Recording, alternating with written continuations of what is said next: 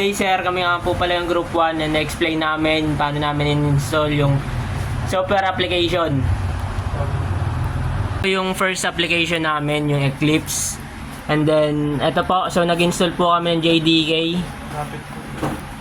Pag-install po namin ng JDK, next po namin in-install is yung Eclipse. So, ito po yung Eclipse. So, nag-declare po ako dito ng directory which is download. So, nandito po yung Eclipse. And then, pagtapos po ng Eclipse dito na po ginamit tong tar para sa installation po ng Eclipse. So, ayan po. After po niya sa baba, tapos na po siya mag-install. So, ito na po yung software application namin in-install. Converter na pala tayo. Eclipse.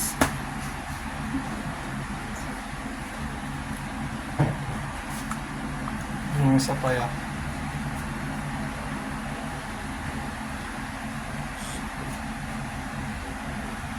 So, yan po siya, sir. For Java po siya.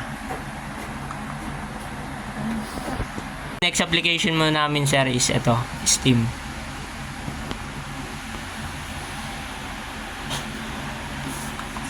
Hindi ata napindot.